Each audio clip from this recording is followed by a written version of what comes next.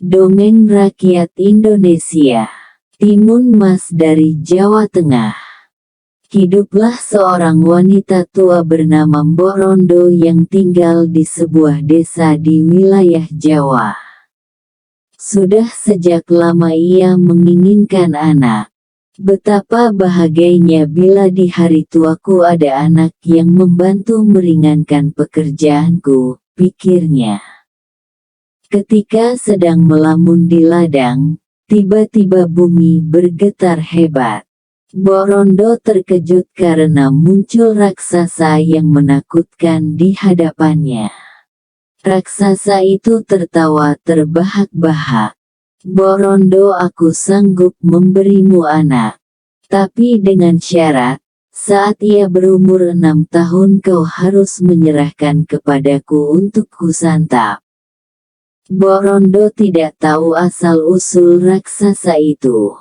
Tapi karena ia benar-benar menginginkan anak, maka ia menyanggupinya.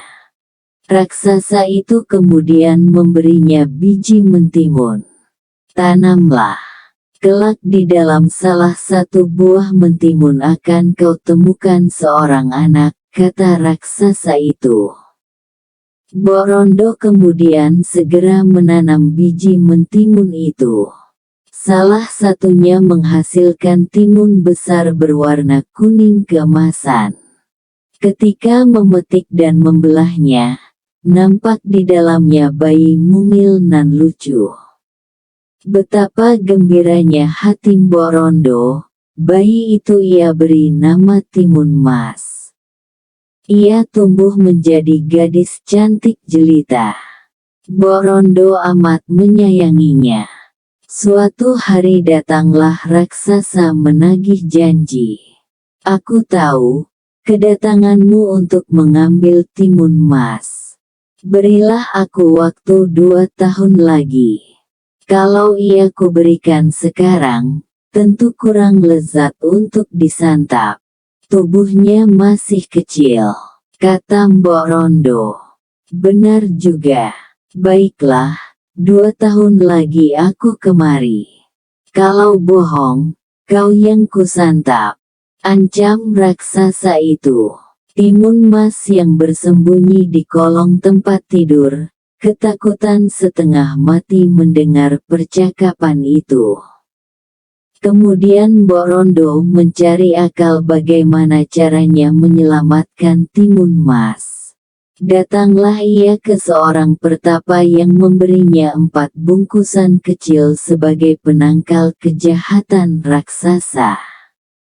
Isinya adalah biji mentimun, jarum, garam, dan terasi.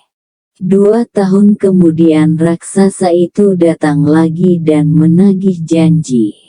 Mbok Rondo cepat-cepat menyuruh Timun Mas lari menyelamatkan diri lewat pintu belakang sambil menyerahkan bungkusan itu.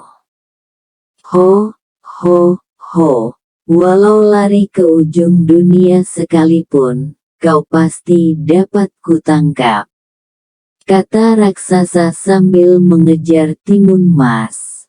Karena terus berlari, Timun Mas kelelahan. Dalam keadaan terdesak ia menyebar bungkusan pertama berisi biji mentimun. Biji itu tumbuh menjadi tanaman mentimun yang lebat dengan buahnya yang sangat besar-besar. Dengan rakusnya raksasa memakan buah itu. Lalu kembali mengejar Timun Mas. Timun Mas segera membuka bungkusan kedua dan menaburkan jarum ke tanah. Jarum berubah jadi hutan bambu lebat. Raksasa dapat menerobosnya meskipun kakinya berdarah-darah tertusuk bambu. Raksasa kembali mengejarnya. Timun Mas melempar bungkusan ketiga berupa garam menjadilah lautan. Raksasa itu ternyata mampu melewatinya. "Bocah kurang ajar. Awas kalau kutangkap, kutelan kau bulat-bulat." Raksasa itu semakin marah. Timun Mas segera melempar bungkusan terakhir berisi terasi ke tubuh raksasa. Tiba-tiba terasi berubah menjadi lautan lumpur mendidih. Raksasa itu kepanasan dan mati tenggelam.